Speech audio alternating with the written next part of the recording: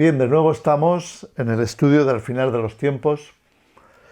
Hace unos capítulos o unos vídeos estuvimos hablando de la necesidad o de la importancia de considerar las circunstancias, lo que llamamos el escenario, lo que se podría considerar también como el contexto del tiempo del fin. Estábamos diciendo en aquella ocasión que sería prácticamente imposible que se cumplieran todas estas profecías si no se dieran las circunstancias convenientes. Uno de los acontecimientos más necesarios en el cumplimiento del tiempo del fin tiene que ver con el templo. ¿A qué templo nos referimos? Estamos hablando del templo de Jerusalén.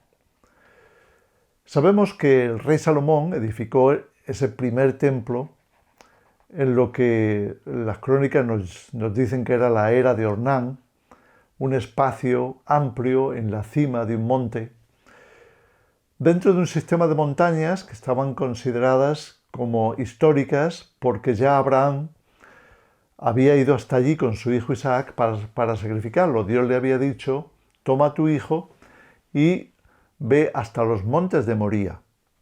Así que estos montes de Moría tienen la ubicación exacta en donde está la actual Jerusalén. La actual Jerusalén es una ampliación de una antigua ciudad pequeña que se llamaba Jebús. En ese montículo, donde estaba la era de Ornán, fue donde el rey David decidió que debería de estar el templo, supuesto que Dios le había escuchado cuando él sacrificó, erigiendo, levantando un altar, cuando había una plaga muy fuerte de mortandad en Israel. Y entonces el rey David había orado en aquella era y Dios le había escuchado y había detenido la plaga. Así que David pensó que ese era el lugar más correcto para edificarle un templo. Dios le dijo que él no lo edificaría porque su reinado había sido un reinado bastante sangriento. Él había estado prácticamente siempre en guerra. Y a causa de esto, Dios había preparado que su hijo Salomón fuese el hombre de paz necesario para cumplir lo que Dios tenía en su corazón, que era edificar un templo que fuera una réplica de lo que había sido el tabernáculo, esa gran tienda que se montaba en el desierto, para que el pueblo de Israel supiera dónde Dios quería manifestar su presencia y dónde Dios quería hablar con Moisés, en este caso, o con Aarón como sacerdote. Y a partir de ese momento, esa tienda, esa gran tienda o tabernáculo, quedó como ejemplo de cómo sería la relación de Dios con su pueblo. El rey David había dicho que no era justo que él tuviera un palacio, él se había construido una gran fortaleza, una gran mansión, no solo para él, sino también para su gobierno, para sus valientes, sus generales. Y entonces él decidió que no era justo que Dios siguiera en un tabernáculo y él, sin embargo, estuviera en ese tremendo palacio. Lo que llamamos o se llama la ciudad de David, dentro de Jerusalén. Así que él decidió que iba a edificarle a Dios un palacio más excelente, algo mejor. Y es así como empezó el diseño del templo, el primer templo conocido como el de Salomón. Dios le dijo que él no lo edificaría, pero que su hijo Salomón sí lo edificaría. Y así vemos cómo Salomón después reunió todos los materiales necesarios. Dios hizo que las naciones de alrededor le apoyaran y así se levantó ese templo tremendo, esplendoroso, lleno de riqueza, lleno de esplendor, lleno de belleza también. Ahora bien, ese primer templo de Salomón duró hasta la conquista por parte de Nabucodonosor de Jerusalén. Cuando Nabucodonosor, muchos años después, siglos,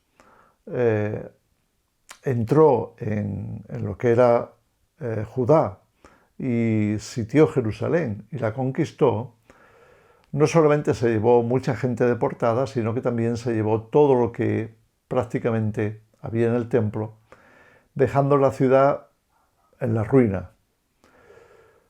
Fue necesario entonces que hubiera una reconstrucción de ese templo. Eso sería la primera reconstrucción del templo. Se reconstruyó en tiempos de Esdras y de Nehemías. Todo esto lo podemos leer en la Escritura, en cada uno de esos libros, donde está reflejado, donde están las crónicas o los anales de la historia de Israel.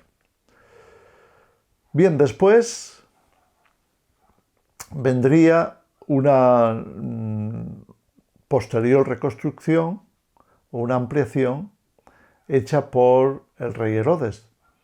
De manera que cuando Jesús vino a la tierra, pues ese era el templo que había sido renovado y que Herodes de alguna forma le había dado de nuevo un gran esplendor.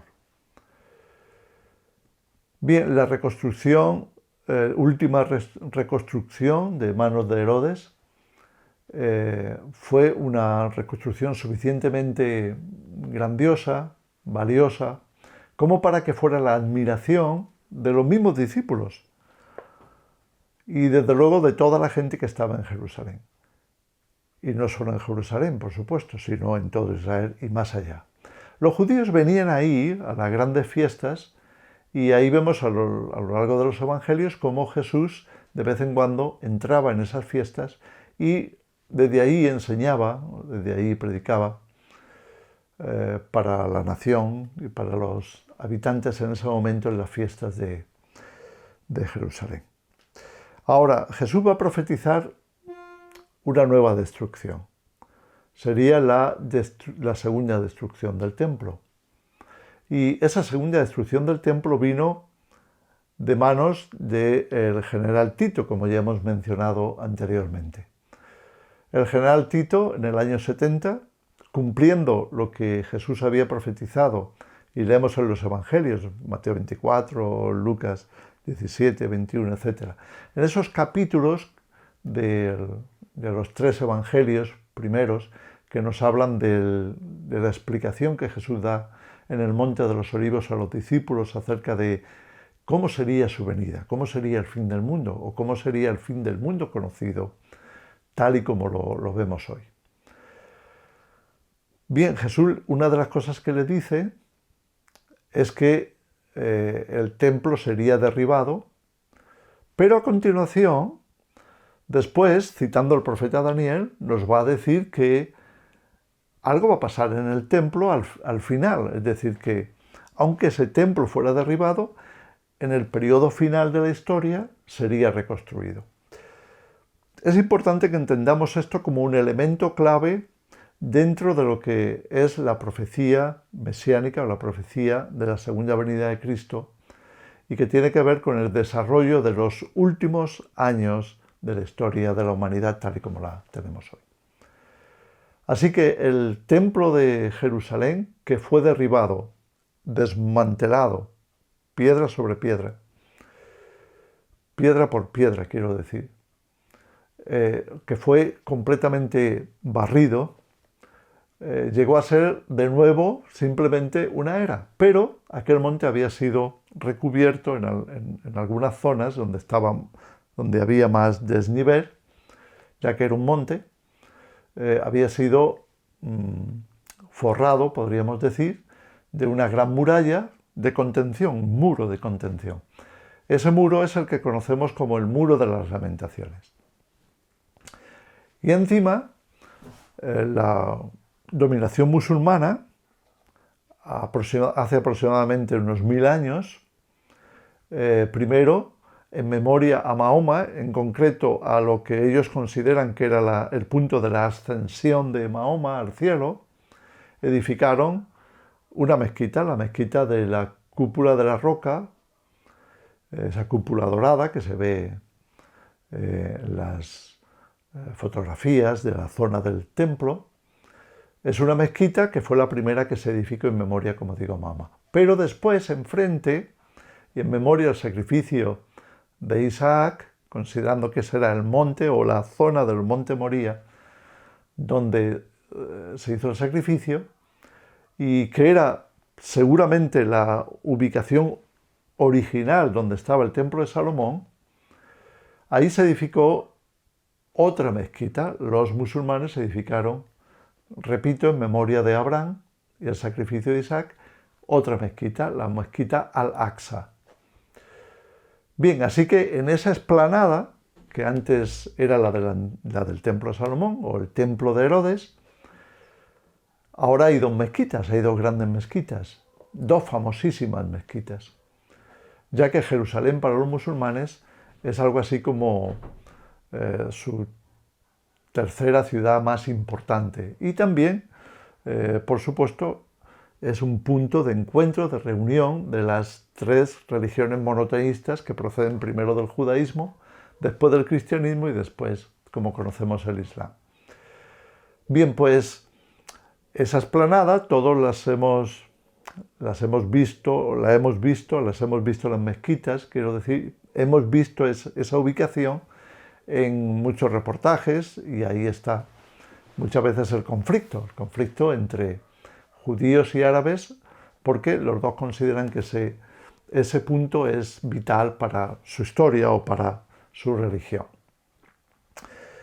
Ahora, si se tiene que edificar ahí un templo, habría que preguntarse, ¿cómo? Porque el conflicto ahí no permitiría que los judíos entraran, y mucho menos edificar un templo. Ya es complicado cuando entran, porque supuestamente están violando su lugar sagrado. Y los judíos lo reclaman como un lugar necesario para que el Mesías encuentre el sitio digno, el sitio que debe de ocupar, e incluso algunos piensan que el mismo Mesías se encargará de su reconstrucción.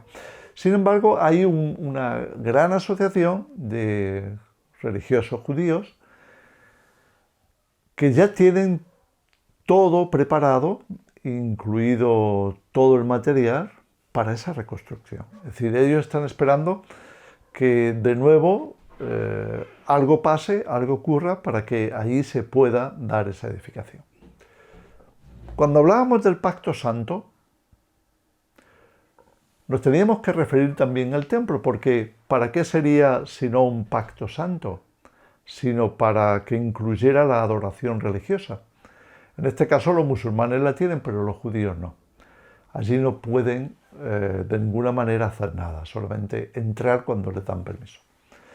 Entonces, vemos en las profecías, vemos en Mateo 24, vemos en Daniel, capítulo 9, como habíamos citado, versículo 11 principalmente, y en el versículo 31, que luego Jesús citaría en Mateo 24.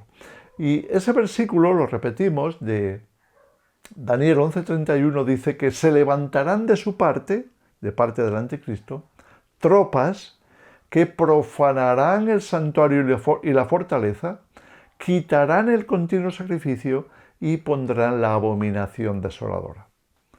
Así que hace una referencia al continuo sacrificio. Esto los judíos lo entendían muy bien y lo entienden. ¿Por qué? Porque en el templo de Salomón estaba especificado por ley que 3 veces al día se tenía que hacer un sacrificio. Muchas veces se dejó de hacer 3 veces y se hacía una, pero de una forma u otra era un continuo sacrificio. Es decir, la gente llevaba animales para ser sacrificados en pago o propiciación, podríamos decir, perdón por sus pecados, y allí se sacrificaban en el templo. Ese continuo sacrificio para los judíos era vital porque en él estaba contenido el favor de Dios a su pueblo. El perdón, podríamos decir, de sus pecados. Todo eso, por supuesto, nosotros sabemos por los evangelios que apuntaba o que señalaba al futuro sacrificio de Jesús, que es el que realmente Dios ha dado al mundo, ese cordero inmolado, sacrificado, para que el perdón divino pudiera cubrirnos y delante de Dios quedáramos limpios y reconciliados de nuevo con Él. Ahora, esto se dejó de hacer. Fijaros, desde el año 70 después de Cristo, estamos hablando de casi 2000 años, hace casi 2000 años que el templo desapareció y ya no se ha vuelto a hacer el continuo sacrificio. Sin embargo, la profecía dice que se volverá a hacer el continuo sacrificio, ya que las tropas que van a apoyar al anticristo, como hemos citado en Daniel 11:31, el propio anticristo entrará allí, quitará el continuo sacrificio para poner lo que la Biblia llama como la abominación desoladora. Ya sabemos lo que es el continuo sacrificio. ¿Qué es la abominación desoladora? Lo trataremos en su momento. Por hoy vamos a dejarlo aquí. Tendremos un segundo capítulo hablando de esa reconstrucción del templo y veremos la continuación de la profecía para que entendamos el papel que tiene este templo en el mismísimo tiempo del fin, que está totalmente relacionado con el reinado, el gobierno del anticristo sobre todas las naciones. Quedamos entonces para un siguiente encuentro.